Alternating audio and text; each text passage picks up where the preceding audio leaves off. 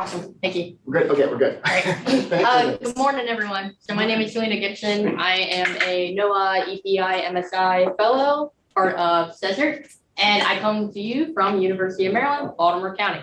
So today I'm going to be talking to you all about the nearest PurpleAir quality sensor hub that is by the median household.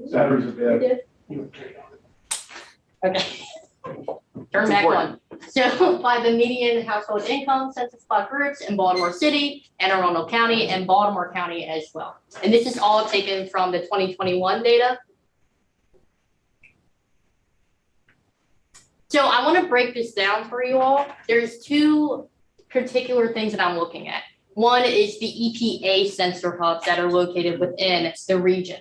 In particular, we noticed that there are only 3 EPA sensors in Baltimore City. For those of you that know Baltimore City, that is totally not enough to represent all the people that are living there. And then these sensors are located in highly affluent areas that are over 80% non-Hispanic white people. We are completely missing those that are BIPOC, which is Black, Indigenous people of color. For the PurpleAir sensors, that is a citizen science project that the EPA is using, and they're putting into a formula. That way they can filter out those bias issues that we're seeing for those who are not BIPOC. And from my preliminary research, these sensors, again, are located in predominantly affluent and non-Hispanic white zones.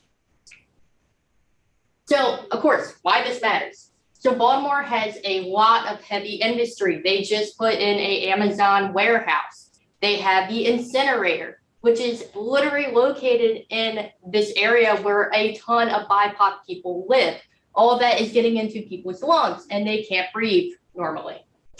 And that place is over 2/3 BIPOC as well. The sensor hubs are not reporting the air quality data in those places that are majority Black, Indigenous people of color. The pollution from heavy industries are producing particulate matter, such as PM 2.5, which is extremely hard to detect. And the PM 2.5 is exposing these BIPOC residents with the heavy industry and where all these BIPOC people are co-located within these sensor tracts.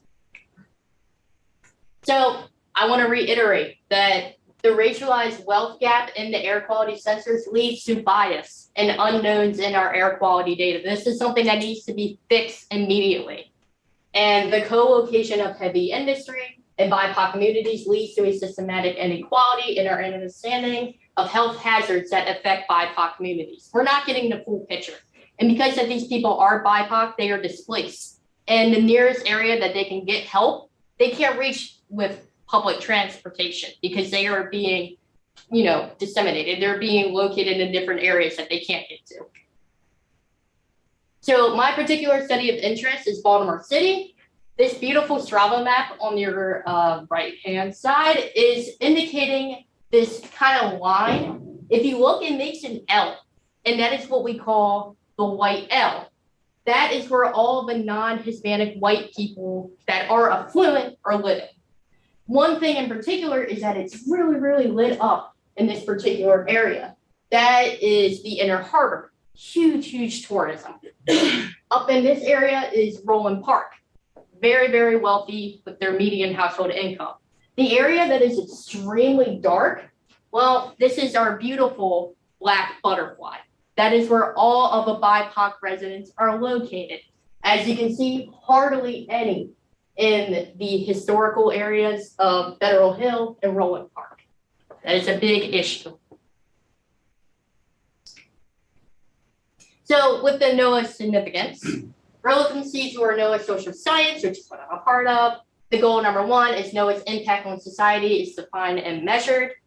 And then there's this, I'm doing a comparison of particulate matter, which is the PM 2.5, that is derived from satellites. The Veers and Indigos are from aerosol optical depth, AOD, to PM 2.5 from the PurpleAir to determine satellite effectiveness and environmental justice. I'm actually going to be working on this too in the summer at my NERTO and NCEI, and that is located in Asheville, North Carolina.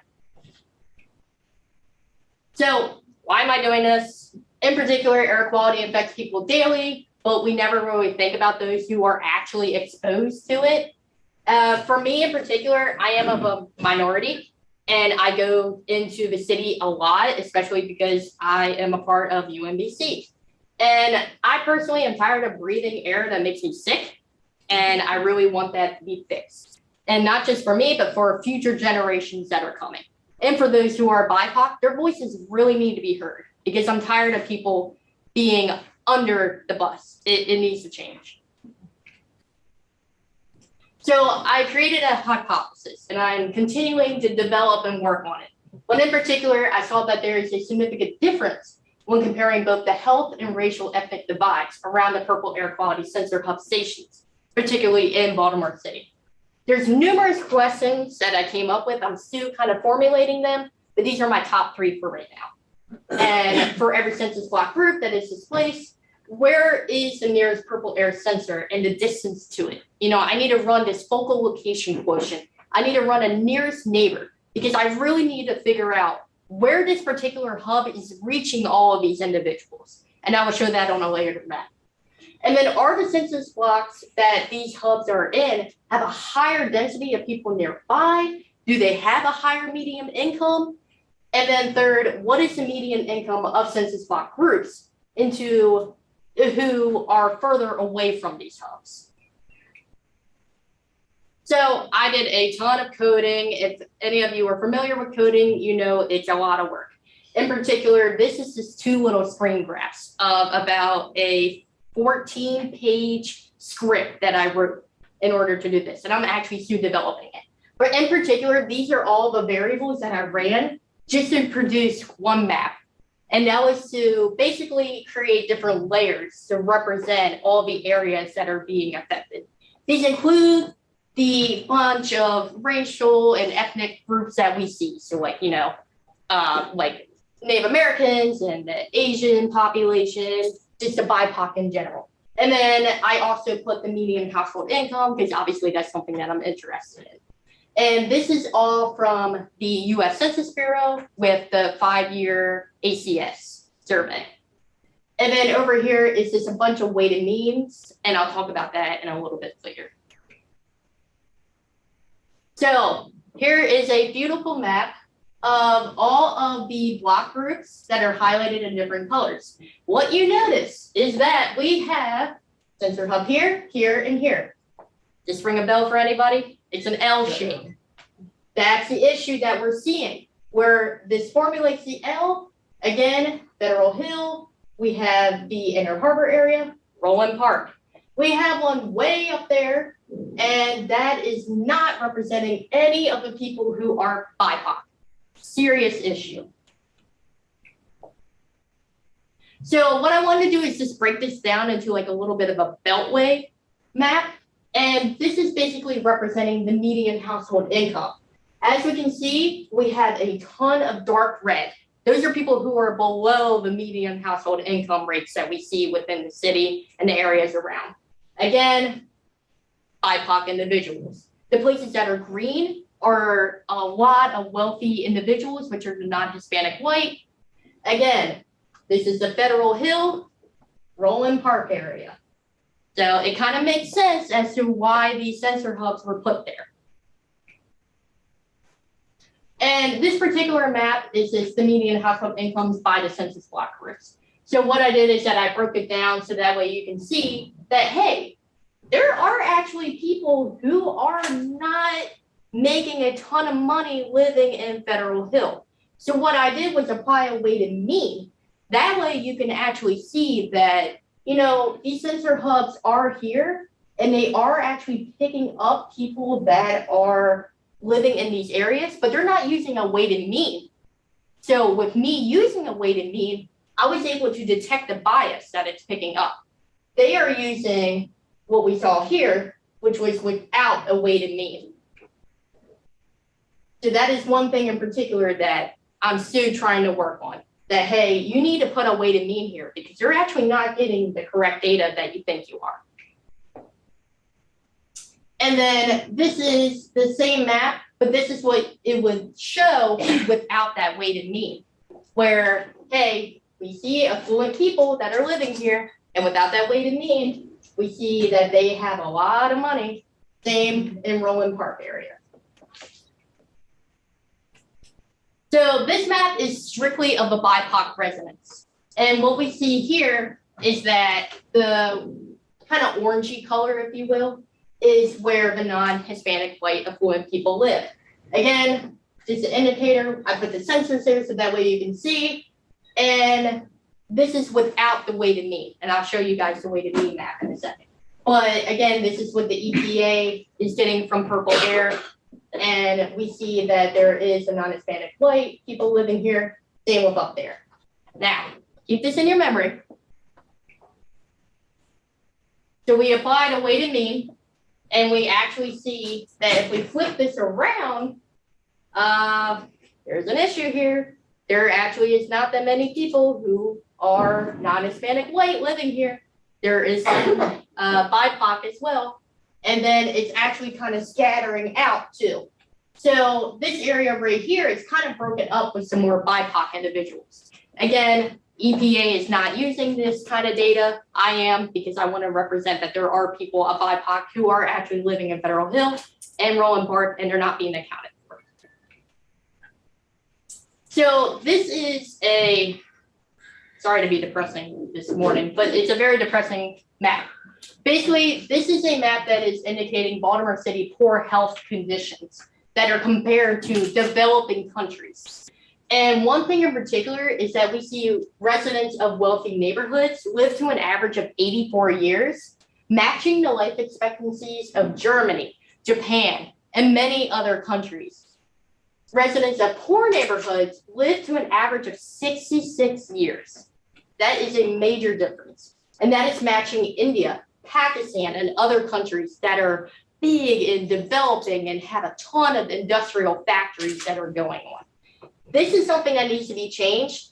And this map is from 2019. So I can't imagine what it is now. But as we continue to develop in Baltimore City, we're reworking the port of Covington. They're trying to put in unfortunately, another incinerator they're working on, and possibly another warehouse. So this is only going to get worse. And again, as we see, in particular, this is Saudi Arabia, and this is Japan and stuff like that. So again, with them being quite affluent with how they are, it's in that white L. Iraq and all the other ones are split up into the BIPOC areas. So for my current work, I am working on a thesis. So I am still developing what I want to do. But in particular, I'm looking at the U.S. national data that I derived from the U.S. Census Bureau.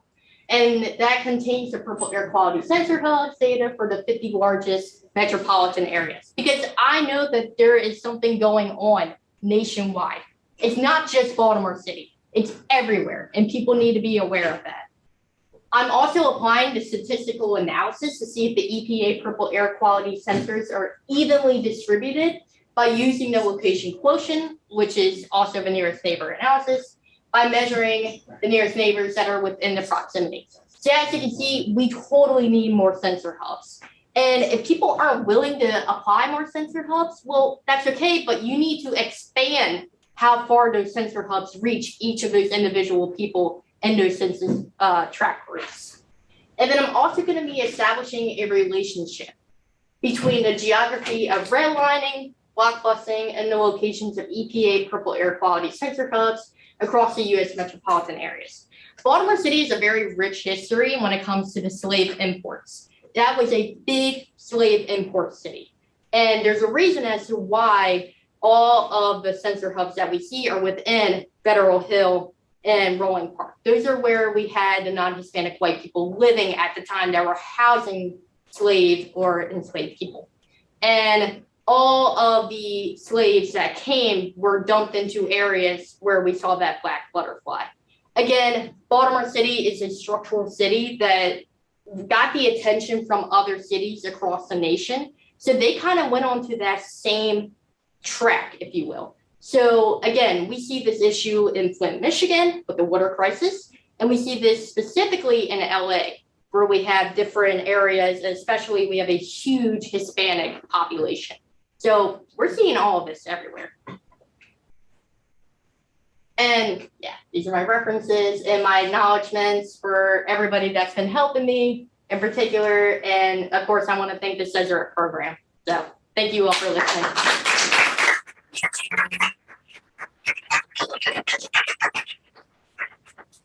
We have time for a couple of questions. Your choice. So what is the ideal, I would say the distance of measurement, like from one to another? It's like, because this is air quality and nobody is safe in here actually, like air moves. And the thing is that there is a direct impact. You actually did a wonderful presentation. Thank you. Like direct impact, but air moves, right? It doesn't stay the same. There others also are risky, right? Just thinking that they are not getting it is wrong. That's how I am feeling, but there has to be like a range, like, I'm talking about distance from each other, like what would be the ideal, do you know? Right, so that is actually something that I am currently working on, and I know that focal location quotient is going to help me. So I'm going to be putting in a variable that is strictly within the PM 2.5. So that way it will allow me to see how much PM 2.5 is being collected, where it's actually coming from, and then I will be able to put that focal location quotient to use, because I'll be like, oh, hey, this sensor hub is showing that much PM 2.5. Well, what's this one showing? Well, how far is this actually reaching to capture all these people? That is one thing that I'm working on, and that's totally been in the back of my mind because I know air moves. Great, thank you. Yes, I saw your hand up. Yeah, and then I had another question. I think it's great. I agree. I think having a baseline to know where these stations should be in comparison to where they are would be a really great element. And I had another question about kind of like the opposite effects. Like, are you measuring it in any type of way? Maybe, the stations are there and then the property values increase or something like that, maybe trying to see if there's the opposite effect. Does that make sense? Yeah, it most definitely does. And for the people that put up these PurpleAirs, they basically have to pay $250. So for them, it's up to them if they actually want to put that sensor there. I am looking at a particular area, say like the vacant housing. If we're gonna put one there, I really hope that people do. And that will actually show that, there is a big air quality difference. And then for the Federal Hill area, of course, they still need more sensor hubs just to put in there. But yeah, that is one thing that I've thought about that is like the opposite perspective. So I hope that answered your question, Wolf. Yes, thank you so much. Yeah. Great presentation, by the way. Thank you, I really appreciate it. Got one last question. Yeah, great presentation. Thank you. I'm glad you had it. I don't know if you're aware, the EPA has a kind of an educational program where they have these handheld sensors 2.5. Usually they're through local libraries. So I just mentioned that. I don't know if it'd be useful in your work particularly, but it's where people can actually go out in the neighborhoods, and it's not a permanent site, but to get some idea in particular days, but what it's like in the neighborhood. It's awesome. Yeah, no, I I would. can connect with you. I can give you a contact there. if you Yeah, like. I would love that. Thank you. I appreciate it so much. Thank you. Yeah, thanks so much.